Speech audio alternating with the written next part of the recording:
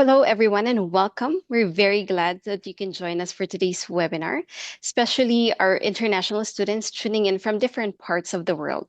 So, no matter where you're joining us from, we're very excited to have you as here. We are here to explore ideas, opportunities, pathways that could help you shape your future in the world of fashion and luxury. So, before we dive in, let me introduce myself. My name is Kyla. I'm the content specialist at Inuni Global, and I'll be guiding you through this session for today. And now I'm very excited to introduce our lovely speakers for today. First up, we have Michelle Janea Nance. She's the adjunct professor of graduate studies at LIM College, an experienced operations and project manager with over 10 years of success across multiple industries. How are you doing today, Michelle? It's very exciting that we could have you here. I'm doing well. I'm actually excited to be here as well. Thank you for having me. Thank you very much for joining us. Next up, we have Janine Polizzi, Assistant Professor of Graduate Studies at LIM College, a branding and marketing expert with over 20 years of experience across fashion, technology, and other industries. It's a pleasure to have you here today. Welcome, Janine. How are you? I'm doing well, thank you. Welcome, everyone. Good to be here. Thank you very much for that. And we also have George Toledo, AVP of Enrollment Services for Graduate and International at LIM College. George brings over a decade of experience leading student recruitment, admissions, operations, and register functions in higher education. It's a pleasure also to have you here today, George. How are you?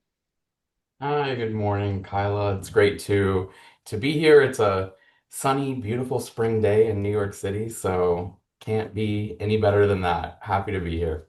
It's fabulous to hear. And lastly, joining us today is also Edith Sanchez Prism Perry, Dean of Graduate Studies and Associate Professor at LIM College. Dr. Hello. Ida brings over 20 years of experience in the fashion and lifestyle industry with expertise in curriculum, development, program innovation, and graduate student success, as well as a strong focus on equity, sustainability, and workforce evolution. It's great to have you here today, Ida. How are you? I'm doing great. You did a great job pronouncing my married surname. My husband will be very proud of you. Thank you very much for that, Ida. I'm very excited to have you all here today. And we also have our team from InUni who will be helping us in the back end, and Karina. Thank you so much for joining. So today we'll be exploring how luxury is being redefined in the modern world. We'll cover what luxury really means today and how it's changing the current market and evolving consumer expectations with the challenges that brands face. So we'll also be discussing now how luxury brands are responding, why the shift matters, and exciting career opportunities emerging in the luxury industry and how you can turn passion into profession. All right, so before we dive in, just a few housekeeping notes. So this session is being recorded, and your a link will be sent to you right after this session has been done. So also, we strongly encourage you to ask questions throughout the webinar. So please use the Q&A box just down below your screen. If you can find that, click the three dots, click more, and then you'll be able to find that. So our speakers will do their best to answer as many questions as possible during the session. If there are questions that cannot be answered today, we will be following up with you via email afterwards. All right, so now that we've set the stage for how the world of luxury is evolving, it's time to take the next exciting step, which is discovering how you can become a part of it. So to guide us through the road to rebuilding your dream fashion career and to unpack the latest shifts shaping luxury today, let me pass the floor on to Michelle. Thank you, Kyla. All right. So when it comes to luxury, luxury used to be about owning something rare, something special, something that was unattainable to others. But now it's really about how that something makes you feel. And people don't just want things, they want to be incorporated into the luxury process. So they're buying into the story, the brand, and what a brand represents. And that's why storytelling has been so important over the last couple years. It's really driven by emotion and what people want to feel when it comes to the brands they're purchasing from.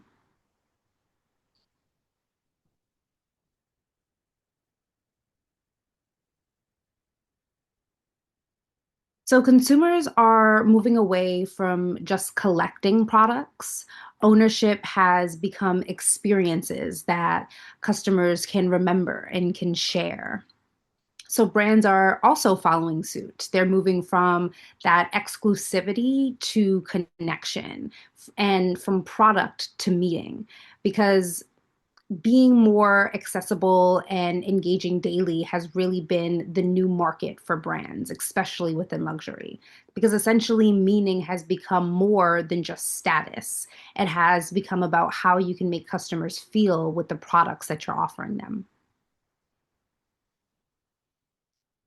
The luxury market is still large and resilient, but projections from 2024 have signaled stability after a period of rapid growth.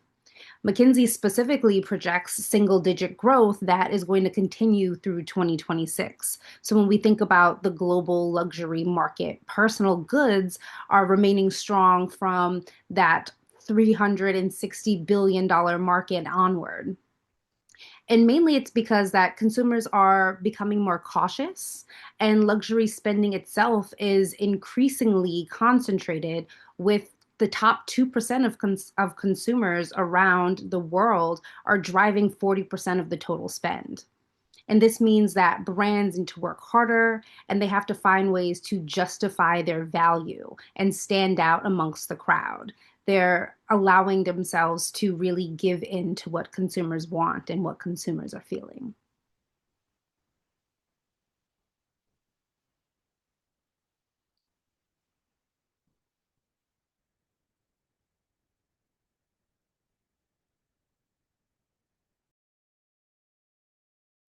Guess it's important to unmute first. So we can see that there are changing customer expectations. As Michelle mentioned, consumers are moving towards meaning, towards quality, and towards relevance. We see a clear shift in consumers looking towards value when making their decisions. And they're looking for experiences like travel and dining and wellness. And luxury is becoming less about status and more about personal meaning. So this is putting pressure on the brands. Consumers are questioning the pricing and they're expecting very strong value, all while competition is still increasing, especially from mid market brands. So, luxury brands need to evolve to stay relevant while protecting their heritage. And this balance between relevance and heritage is one of the biggest challenges we're seeing in luxury today. Next slide, please. So, how are brands responding? We're seeing that they're investing in both culture and storytelling. Prada, for example, is creating cultural relevance through art, events, collaborations, and their goal is to stay connected to society and build long term brands. Um, Build that long term meaning just beyond the products. We also see that brands are refocusing on their core identity and heritage, and Burberry is going back to what it's known for, especially the outerwear and the British heritage.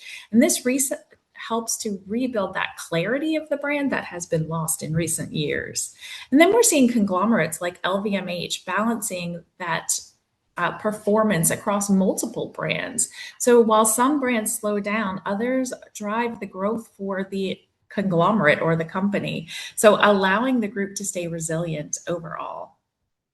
Next slide, please. So, why does this matter? As Michelle had mentioned, luxury isn't declining, but it is evolving. And while growth is slowing, the market is becoming more complex because consumers are more cautious. At the same time, long term demand remains strong, especially for experiences and for new markets. We're seeing very different brand outcomes, as mentioned earlier, by staying culturally relevant. Prada's outperforming other luxury brands, but Burberry is showing what happens when brand identity becomes unclear. So even LVMH, the industry leader, is focusing on efficiency and long-term brand desirability in response to this slower consumer demand. So we're seeing that success today requires more than heritage. It requires adaptability, it requires creativity, and a deeper understanding of consumers. Next slide, please. So, what that means for careers in luxury is that this industry shift is directly shaping how we're starting to focus and shape you for your careers. Technology such as AI is transforming multiple roles in marketing, in sales, in consumer engagement. But at the same time, there's this growing importance for consumer experience and personalization. Brands like Prada are showing that success in success, there we go, depends on combining creativity with strategy and cultural awareness. So, careers in luxury today go beyond traditional fashion rules. There's a growing demand for skills in digital, in analytics, in strategy, and especially in brand storytelling, as luxury is becoming more dynamic and an interdisciplinary industry. Thank you very much for that, Janine. So, as we continue to see how luxury connects with real world opportunities and career pathways, let's take a closer look at where the journey can begin in a more structured and immersive way. So, to introduce us to an institution that lives and breathes the business of fashion and luxury, and to walk us through what makes it truly unique. So, please welcome George.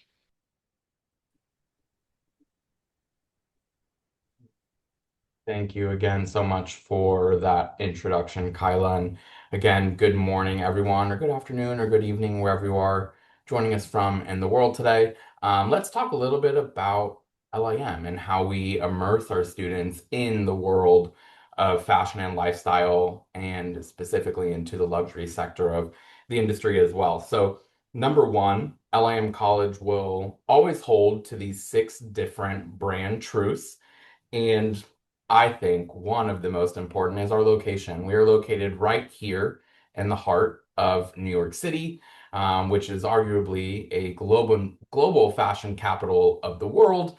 900 corporate company headquarters are located here, 5,000 fashion showrooms and studios across the city, 75 major fashion trade shows and market weeks take place throughout the year, and our students even have the opportunity to participate within some of those events. So again, our students really are able to embrace all aspects of the industry right here in the heart of where it all happens while attending with us at LIM. The second is our experiential education. That's been a large component of the education here at LAM for over 85 years of existence. We have always required our undergraduate students to complete a minimum of 3 internships prior to graduation. Our graduate students have 1 required internship in their final semester, but given our career success track, can begin interning from their first semester onward. So not only do we bring the industry into the classroom, but we assist our students in gaining that hands-on experience, excuse me, and knowledge out in the industry through internship experiences as well. With that, we do have a powerhouse career services team on campus. Their main objective is to provide our students with career coaching. They're there to assist with everything as far as professional development is concerned, so revising of resumes, preparing cover letters, prepping them for interviews, and assisting them in searching for opportunities that align with where they're looking to go within the industry as well. I think another aspect of this that sets LAM apart, not only from other institutions based in fashion and lifestyle, but from other colleges in general, is that our students have lifetime access to these resources. So even after they've graduated, their alumni moving through their careers, if they're looking to advance that career or maybe shift gears into a different area of the industry, our alum can always come back to LIM for that career prep and that assistance. One of my favorite aspects of the institution as well is our depth, our breadth and depth into the business of fashion and lifestyle. We're a very small, personalized college right here in the middle of the largest city in the US. And our entire focus is on the business of fashion and lifestyle. So our students are in classes amongst like-minded individuals. They are learning directly from folks who are working in the industry. So again, our institution is solely focused on moving students into this one industry. And I also love to say our students are already networking in the classroom, not only with their instructors, of course, but with each other, which is also a great experience to see as well. As you can see here with the faculty joining in this session, our faculty are all industry professionals. They're the right folks to know within the industry. They're really great at bridging that gap and assisting our students with their building their own network and their connections within the industry, but they're also great at keeping our students up to date and current as to what is happening in this ever evolving and always changing industry. So our faculty, again, are the right folks to know. And last but definitely not least, something we're very proud of here at the college are that our outcomes do truly speak for themselves. Our class of 2024, and we'll go over this a little later on in the presentation, did meet a 95% career outcomes rate. So within 6 months of graduation, 95% of our graduates were either working in the business of fashion and lifestyle in positions directly related to their degree programs or continuing their education again within that 6 month period. And this isn't just a one-off for us in 2024. We've seen consistent above 93% for the past decade. So we really are assisting our students in building that knowledge, that skill set, that network, the experience, and then going directly into careers within the industry post graduation. All right. And so while we have really been focusing on luxury and specifically our MBA, I do know that we have some students and agents here who are interested in our undergraduate programs. And it's definitely still possible after any of these to go into the luxury sphere of the industry as well. But at the undergraduate level at LIM, we do offer 6 different bachelor's degree programs. We have BBA programs, so Bachelor of Business Administration. BPS, Bachelor of Professional Studies, and then we also offer BS degrees as well, Bachelor of Science. We do have 6 different majors that fall within these categories. Fashion management and leadership will focus within understanding how to run teams and organizations, but going further as well and not learning just how to manage teams, but how to lead, how to strategize and grow within that organization. Fashion media will focus on the media, obviously, side of the house, more content creation, storytelling. These students are going into areas of like not public relations, I'm sorry, into publications, so like magazines, as well as into different sectors of the media within content creation as well. Visual studies is our most artistic major. It's still a BBA. It is still a Bachelor of Business Administration, but it is a little more artistically focused and driven. It was previously a visual merchandising degree, but we found it can be so much more than just specifically merchandising. So visual studies is going to focus more on that visual and that artistic side of the house. Fashion marketing will focus within consumer trends, behaviors, brand management, and public relations. Fashion merchandising is our flagship major for undergrad. It's the first major that we started actually in 1939. Very traditional fashion merch degree will focus within buying, planning and allocation, product development, trend forecasting, and fashion, and some visual merchandising as well. And then last but not least, we do have a BBA in the business of fashion. This program is a little different than the others at the undergraduate level. We're a very transfer friendly institution. So we found that students who are coming in with an associate or 60 credit hours of undergraduate level coursework wanted to gain all of the experience they could with us at LAM, but we're really looking more at a 2-year guaranteed timeline to graduation. So the business of fashion can guarantee our associate level transfers a 2-year timeline to finish their degrees. It's a little interdisciplinary. It's a combination of some of the fashion merchandising, fashion marketing. Students can pick up a minor, take some electives outside of those general areas as well. But the most important aspect of the business of fashion is it does allow our junior level or associate level transfer students the ability to graduate within 2 years to complete that bachelor's. We do also have two different associate degree programs. So these are traditional 2-year associate programs. We have an associate in applied sciences and fashion merchandising and management, as well as an associate in occupational studies in fashion merchandising.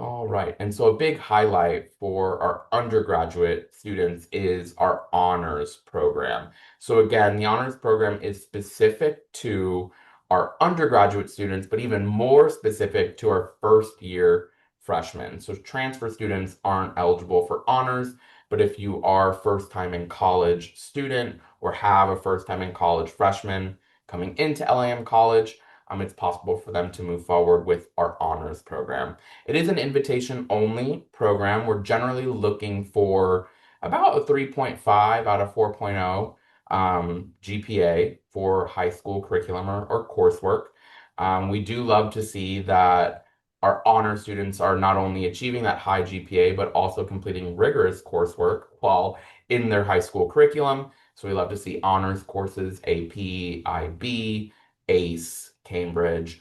We love to see where students are taking college level coursework, but also succeeding in that coursework as well.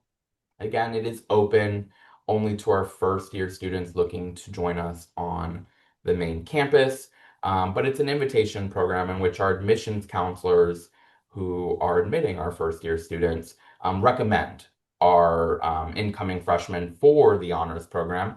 And then in order to move forward after that invitation, students submit an essay and then complete an honors interview with either one of our admissions team or with the Office of Academic Advising who runs the honors program. Upon completing those categories, students will then be offered a spot within honors. The honors program comes with a lot of great benefits as well. I think my favorite is the $5,000 study abroad scholarship that we do offer to these students so they can spend a semester abroad. It generally covers most of the tuition and fees that are required or very close to that. So it is possible, normally in second or third year to go abroad. Our honor students are also provided with a mentor within the fashion and lifestyle industry. I think the students might argue this is the best aspect, but priority registration is granted to our honors program students as well. So regardless of where an honors student is in their tenure with the college, they get to register for their upcoming classes on the first day of registration with all senior level students and graduate students. And then our honors program students also graduate with an honors designation on their transcript, in which they complete, I believe it's about 6 or 18 credit hours worth of honors designated courses, and then they graduate with an honors designation as well. So a lot of great benefits if you have any first year students that might be interested. Thank you very much, George, for building on that deeper look on pathways in undergrad and honors program. So now we Of move course. forward to explore how these opportunities continue to expand at graduate stage. So to walk us through advanced study options, please welcome Ida as she takes us through the graduate programs. Hi, everyone. So, really excited by the questions that are in the Q&A. I started to answer some. I didn't want you to think that I wasn't paying attention to what was going on, but if you're in the chat, I've answered like 4 or 5 of them. Let's jump in. So, first off, what I'd like to say is that all of our programs, except for our Business of Fashion degree, is a STEM designated program. And that really came out of demand from our international students, right? And also because of demand from all students looking to have technology and higher order math embedded into their programs in a greater degree, because that is what industry is demanding. And when I'm talking about higher order math, that sounds very fancy, right? But really what that is a much better understanding of retail math, a much better understanding of how to do or how to properly analyze metrics, how to understand and interpret your KPIs and to meet them. So all very strategic in its essence, which is what, again, the industry is demanding, even from early career professionals such as yourself. So let's start off with our MPS degrees. Uh, our first one up is our fashion marketing. And if you were to select this, you would be spending a lot of time with Professor Polizzi. She teaches quite a number of courses in this program, and Professor Nance also does teach within this program, although I think she's transitioning more into the second one that we'll discuss a little bit. We offer two specializations, and someone had a question in the chat about, do you get a time to explore before you make a decision about what your focus will be? And as I mentioned, you do need to declare the program that you want, whether that's marketing, whether that's fashion merchandising, retail management, or the MBA in luxury brand management.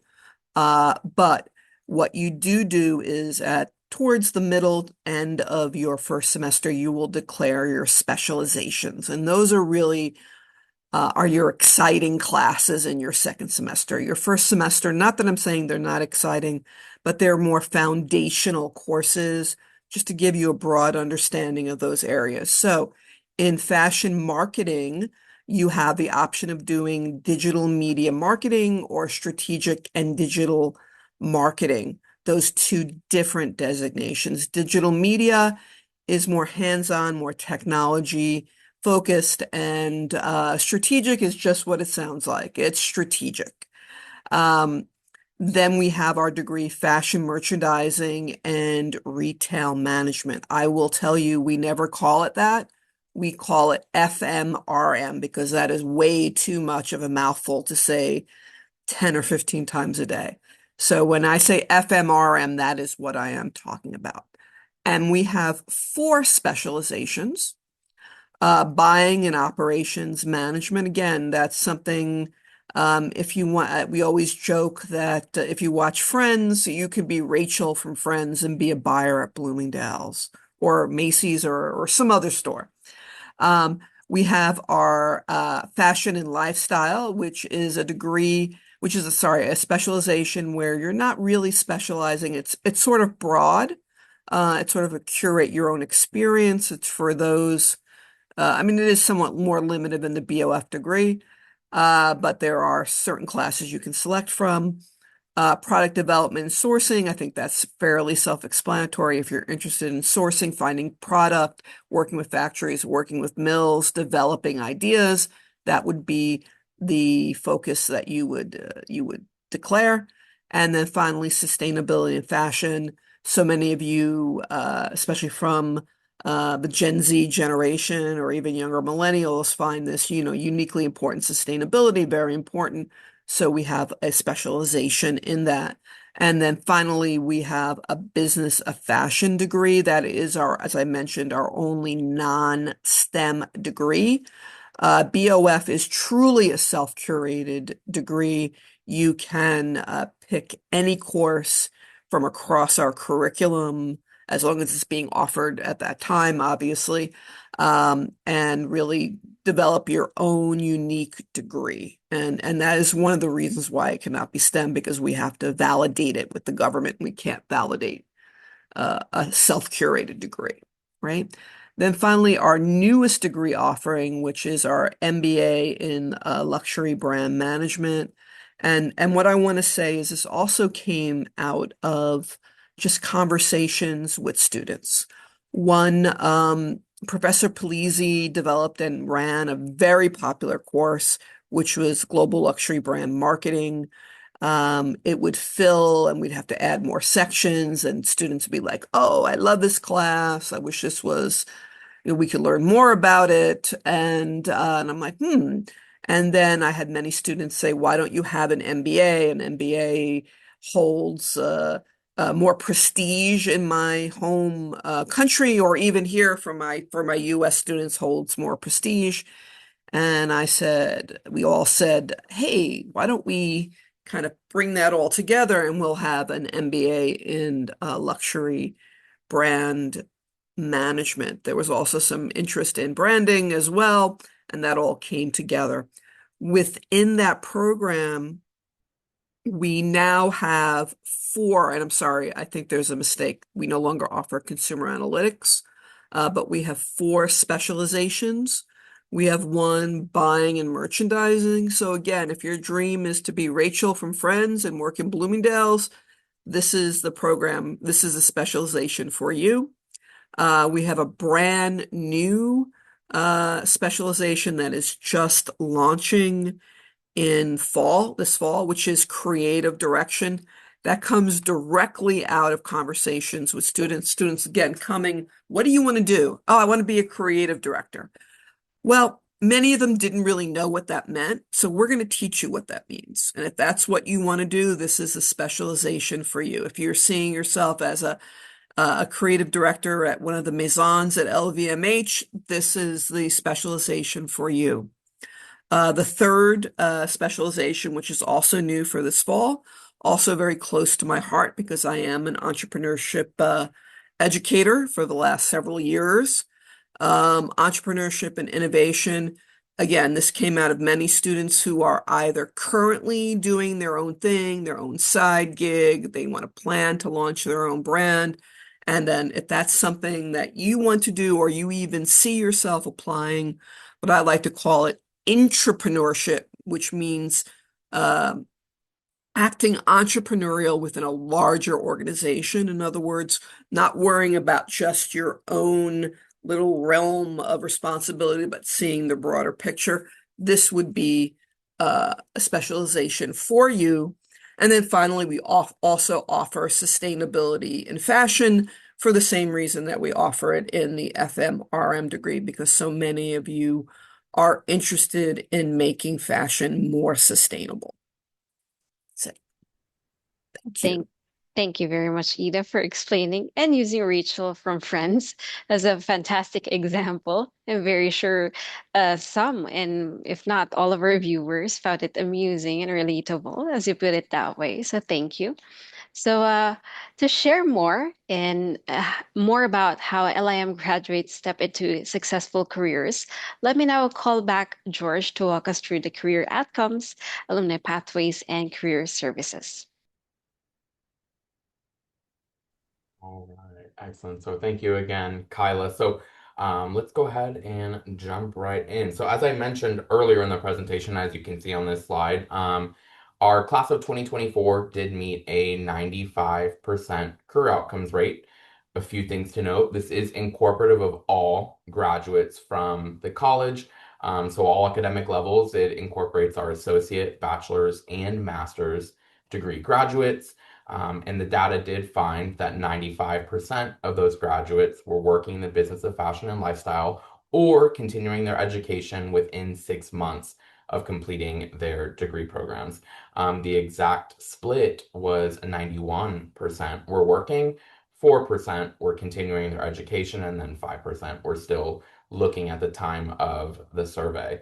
I'll also mention that this is based off of an 89% knowledge rate as well. So NACE does require that we meet a minimum of a 65% knowledge rate in order to post this data.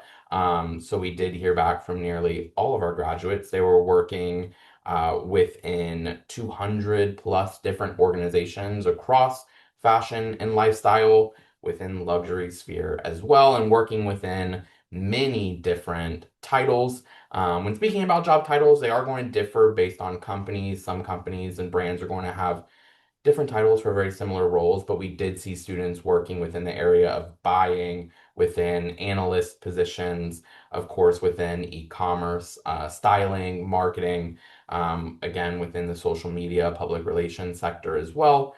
So our students were working all over the industry, but again, in positions that were related directly to their degree programs. And again, this isn't a one-off for us. We've consistently seen above a 93% career outcomes rate or higher. I don't know how much I can say at the moment, but I do know that our 2025 data is coming out very soon, and it will not disappoint, that I will say. So stay tuned. All right. And with that, LIM College has relationships across the fashion and lifestyle industry on an annual basis. We traditionally partner with about 800 different companies to provide our students with cooperative experiences for internship and employment post graduation or special events.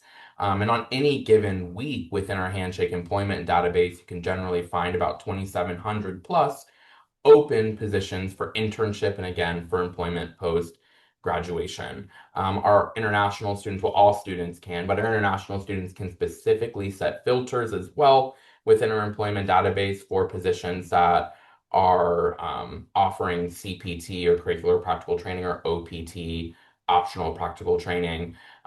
They can also filter for companies that have a history of sponsoring students as well.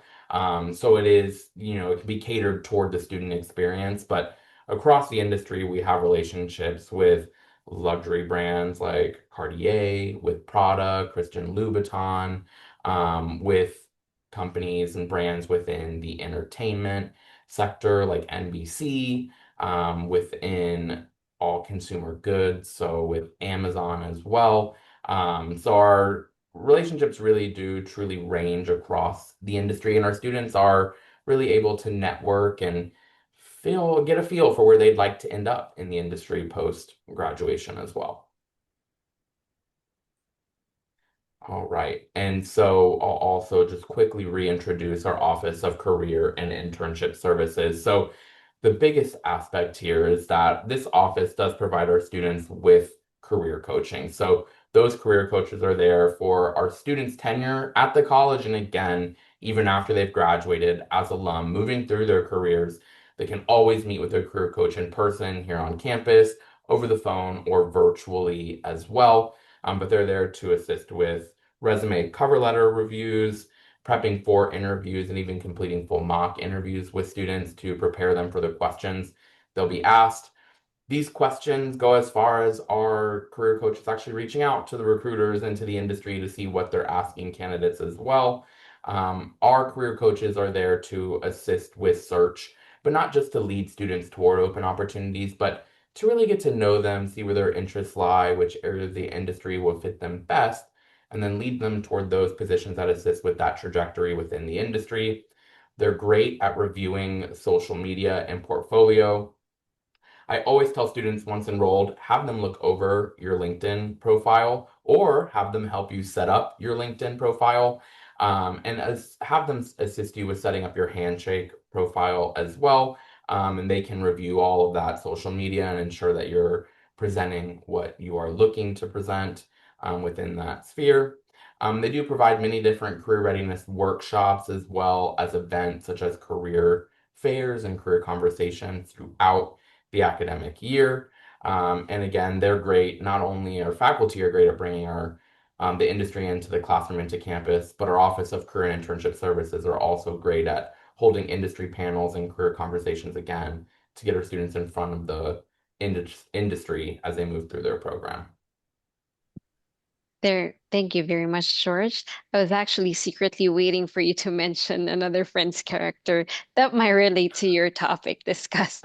But thank you so much. But joking I'll remember aside, that for next. yeah, hopefully for the next webinar you'll have one.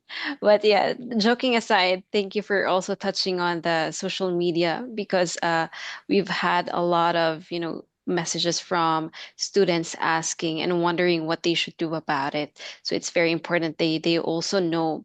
So yeah, we've now walked through the key ideas shaping luxury today, the academic pathways at LIM, and the careers that follow. So I'd like to shift things into a more open conversation to hear more of your perspectives and some of the um, your opinions and suggestions. So I'll be asking a few questions and connect what we've discussed to our real student experience and industry shifts. So feel free. So any of our panel right now, feel free to jump in and share your insights.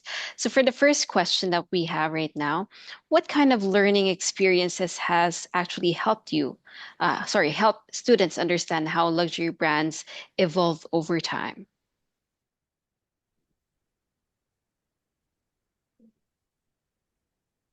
Well, Okay. both Dean. Oh, go ahead. Okay, go ahead. Go ahead. No, go ahead. Go ahead. I didn't know I who feel like was we're going going to to say the same thing. I give think proper. both Nina and I answered in the chat about our THREAD program, and that THREAD program is an acronym for Transformative Hands-on Real-World Academic Experiential Development or Experiential Academic Development. And what we do is we bring brands into the classroom and work on solving some of their real world problems in real time. So we act as an agency, we act as a consultant for brands that come in. So that really helps students to understand what problems that brands are going through in real time that they're currently having. It's not just, we do case studies as well, but we also get to work on what's happening now in the industry. I'd also like to add, even when you're in a thread course, you're also studying the history of that brand if they're not new, or you may be studying the history of a competitor brand. So you can really understand what that evolution might be. I mean, many of you may not know that Michael Kors was once a competitor, was once originally launched as a competitor for Gucci. We would not put Michael Kors and Gucci in the same space right now, but if we go back 20 years ago, that was what the intention was. And obviously, it did not work. And Michael Kors then differentiated themselves by moving down and rebranding themselves down to what we might consider affordable luxury, right? Yeah, and then Anybody else want to add anything? Yeah, go ahead. yeah, I'd love to add to that. One thing that I want to start with by saying is I'm actually an alumna of the graduate program at LIM. So one of the things that has helped me and that I continue to practice within my own classrooms is utilizing the resources that are available to you at LIM. Going to the library and using those library resources to look at past trends and have you help them or to help you predict future trends, really help you understand how luxury brands are evolving because you can see in real time the events that are happening, the trends that are happening, the things that are important to consumers, not just in New York, but all around the world. And one of the reasons why I bring up that I was an alum or I am an alumna is because even after I graduated, I would come back to campus and get into the library and utilize those resources on my own within my own field so that way I could figure out how I wanted to move in the luxury market with my own brands. Thank you very much for that. It really helps to bring the learning experience to life. And it's really nice that we have alumni here with us today, at least, as students who are listening and watching us right now would have, practical examples and experiences that they could learn from. So thank you so much for that. So for the next question, how does LIM ensure that students are not only learning about luxury brands, but also understanding how they evolve over time?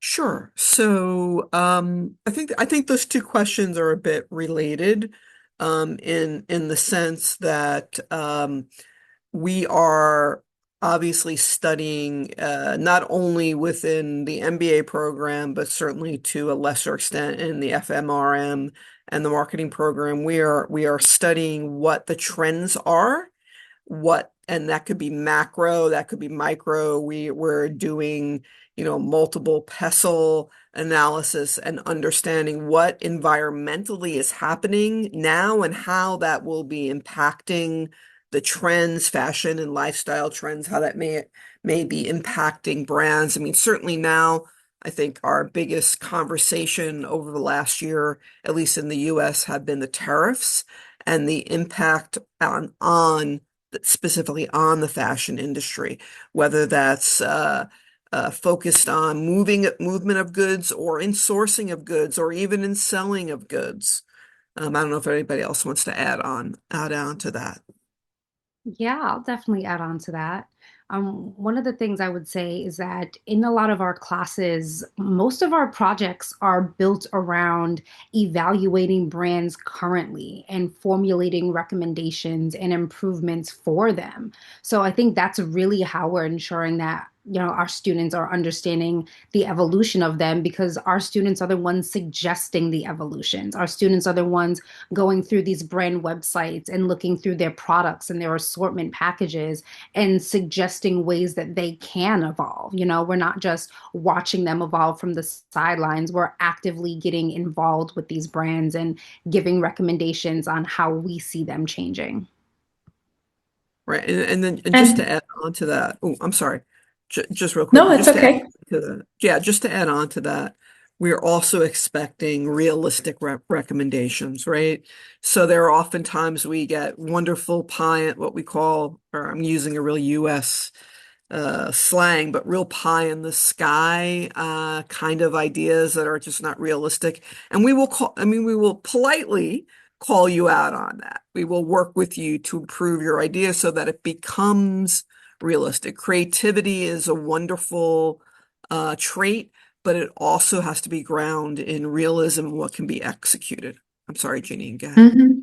No, no, no. I was also going to say, I was going to give a shout out to Michelle's class and talk about how, their e-commerce, so m-commerce, so mobile commerce, and s-commerce, social commerce, right? So we're looking at all of those different trends as well to see how brands are evolving, not just their own storytelling and relevance, but also the platforms that they're using, the technology that they're using. So we really want to understand the technological evolutions as well.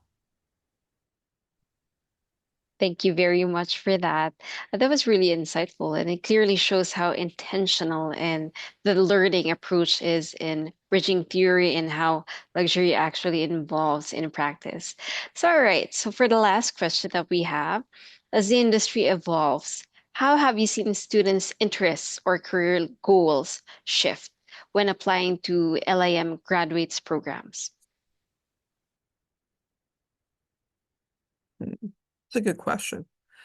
I would say that students are very career focused, more so even than they were 10 years ago. I think that 10 years ago, when I was an adjunct here, students were coming to explore and understand the fashion industry primarily. And then obviously, we all want jobs, right? We graduate, we have to make a living, right? We all have to eat and pay rent.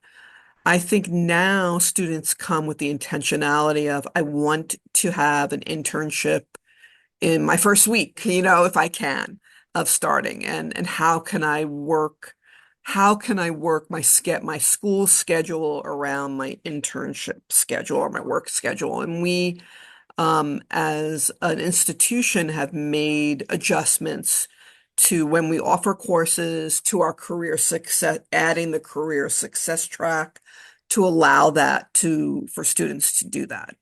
I don't know, George, do you want to add something else onto Before George gets in, I just want to add real quick that, that? we've seen students really more interested in becoming entrepreneurs. So we've developed an entire specialization for entrepreneurship. We've seen that students want to go into creative direction. So whether that is on the design side or on the marketing side. So we have an entire creative direction specialization for students. So we're also as the students' interests are evolving and as the field is evolving, we have the ability to evolve with it and make sure that students have those foundations for the careers that they're looking for. Sorry, George. Oh, no worries. Yeah, I'd love to, piggyback off of what Dean Ida mentioned, and that I do see, a lot of ambition in the students who are coming into our program currently. Not that I haven't always, but right now it does seem to be a big momentum, and we do see students gaining access to our Handshake employment database in the summer prior to beginning in the fall, and they'll start to LinkedIn network, et cetera, and they'll secure internships before they actually arrive to us. I also think, and I think the faculty can agree with me here too, is that especially students who come in with out fashion background have, very specific interest in the industry. They want to become a buyer or they want to be a creative director.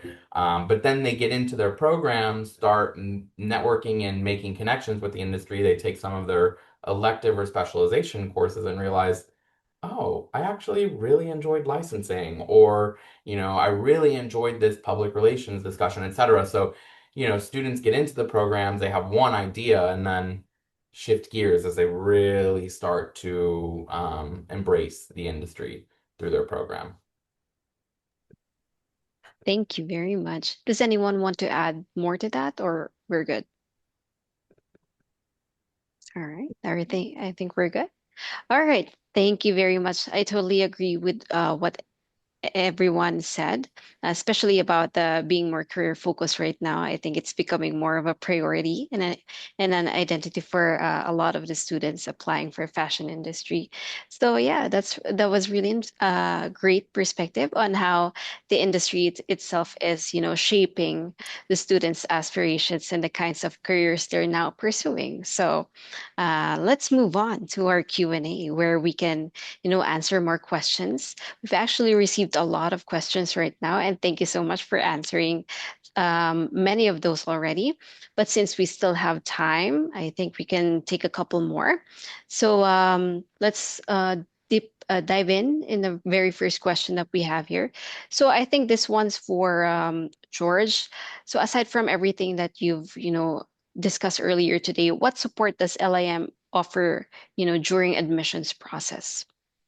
Oh yeah, 100%. I've seen a lot of these questions in the Q&A, and our faculty are doing a great job of answering them. I do love to answer questions live, so Kyla, feel free to direct any admissions-based questions to me, and I can answer for the larger group.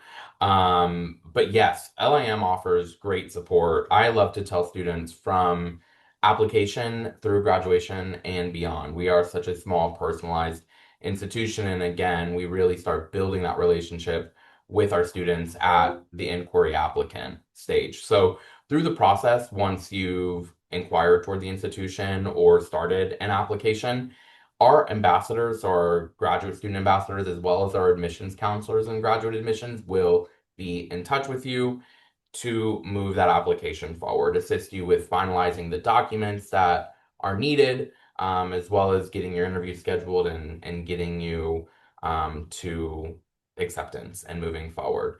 I think another big aspect of the support that we provide, specifically to our international student population, is that I-20 to the F1 visa process. I think a lot of our international students feel a little anxiety and some nerves in that realm. So we'll assist you through the entirety of that process as far as submitting the I-20 application and all that is required. We'll get that Form I-20 to you and then assist you on all next steps, whether that is the initial F1 process in your home country or through a change of status if you're already in the US, or transferring of your I-20 to LAM will assist you through that process. And if you are going through the initial process, so you're in your home country and you'll be coming to LAM College on initial F1 status and entering the US, we'll even prep you for that F1 visa interview as well. We can complete a mock F1 interview for you. And if anything, it just makes students more comfortable with the process. But from the time that you inquire or start an application, your admissions counselor will be your best friend and will assist you through the entirety of the process and guide you up until you arrive here. And then we'll even assist you once you're here as well. But that's our main objective and goal is to, assist you through that process and then get you here to New York City. Thank you, George. And LIM is very accommodating. So they really assist with our international students who are applying. So, all right, moving on to our next question. So, since we have Janine here and Michelle, who are both alum of LIM, so this question is actually for you. What does a typical day look like for a student at LIM? Michelle, I'll let you take that one as an alumna. Yeah, well, one of the things I would first start by saying is being in New York itself is such an experience. And I think I talked about this a little bit in another question. But there are so many things to do here, even just before you get to class, right? There's so many different events, trade shows, fashion shows, food festivals, and just different cultures and communities to be a part of before you even get to campus. And then campus itself is its own little hub of New York. So I would say a big part of the typical day really looks like exploring your community, getting to know your surroundings, getting to know your peers and, the people within your social circles, and then taking that information and taking that experience with you into the classroom where you could then have deep conversations within your learning about some of the things that you've experienced. For example, one of the things that I like to start all of my classes with is what did my students see in the industry in the last week that they want to talk about, right? What is happening within fashion? What's happening within entertainment that we can then bring into the classroom and have real world conversations about? And I think that's kind of one of the best things about being at LIM is it's not just about the learning, it's about how you're incorporating it into your everyday life and into the other things that you're seeing just around you. Thank you very much for that, Michelle. We also have an interesting question here. So I hope this could be answered. So, what's one truth about luxury that people don't talk about enough? I can start that one off. I really think that when it comes to being a luxury brand, just like any other brand, there's going to be struggles. And I think that, you know, as consumers, we don't see the struggles as much, but behind the scenes, as a brand marketer, they have just as many struggles as any other brand. So I think that that's something that luxury certainly won't talk about enough, but in the classroom we will. And then, yeah, I'll definitely continue that a little bit. I think one of the things that is really seen with luxury is, how much money you're throwing at your production and what you can create. But I think the real interest is what space are you filling? What need are you filling within the competition, within the market? Anybody can come up with a great idea and put money behind it, but what are you and what is that brand doing to fill the gap within the luxury market? I think that is something that we definitely focus on a lot within our classrooms and something that should be talked about more.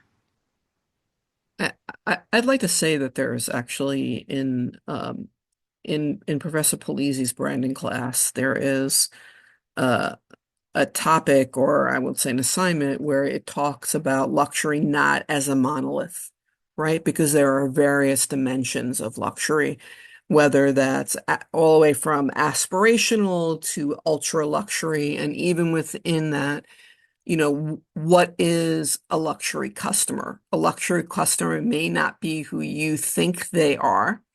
I was listening to a podcast and with a comedian, and it really wasn't about luxury.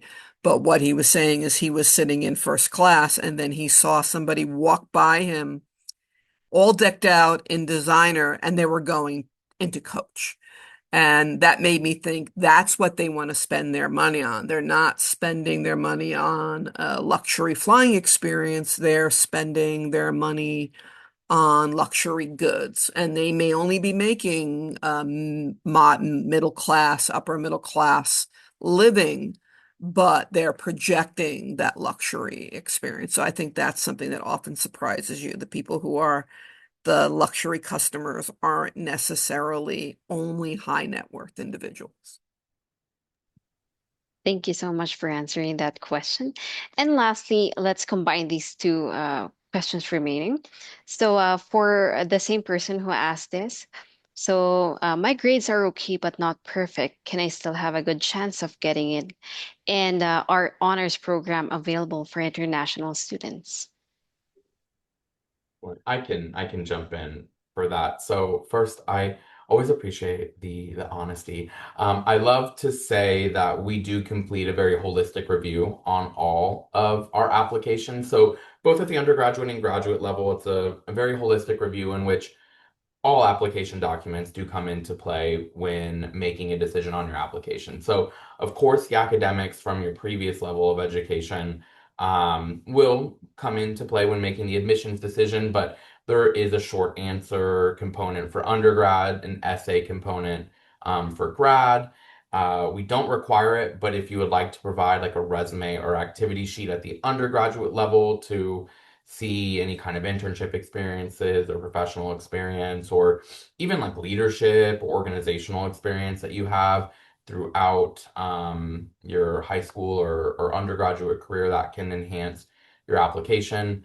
For undergrad, we don't require it. At grad, we do, but your letters of recommendation could come into play if you have any references. So again, while we do take into play academics, all other aspects of the application come into equal footing when making a decision on your application. So I often tell students move forward with the application and then submit supplemental materials where you feel they could strengthen your application and speak with your admissions counselor as well. We want to assist you with, building that application and moving it forward in front of our admissions committees. So speak with us and we can assist you, but a very holistic review on application.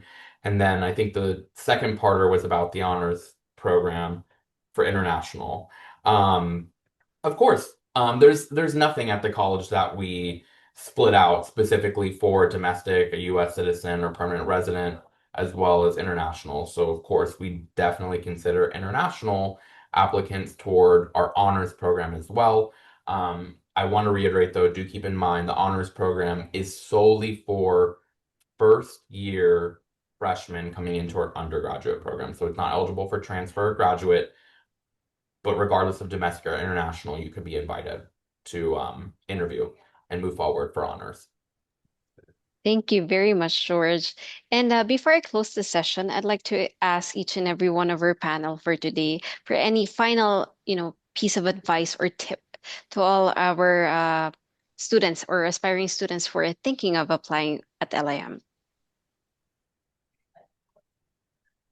Since I'm off mute, I'll go first. Don't be shy. Ask your questions. Don't I often students will often always tell me, I'm so sorry for bothering you, or thank you for making time. I'm so sorry. That's what we're here for. We're here to assist you. I want to see students succeed in moving forward and meeting their goals. So don't be shy. Ask us all of your questions as you're moving through the process. And then once here, and our faculty can probably reiterate this, step out of your comfort zone. Say yes to everything. You never know where an opportunity may lie, or if you miss an event, you might miss a connection, etc. Say yes to everything. Step out of your comfort zone, and that's where the success will find you. So I'm also unmuted, so I guess I'll go. Well, first of all, I'm hoping to see a lot of you or many of you or certainly clients of yours on our enrollment tally in the fall. But what I would say is that um, step out of your comfort zone, just like what George said, but I'm going to be more specific.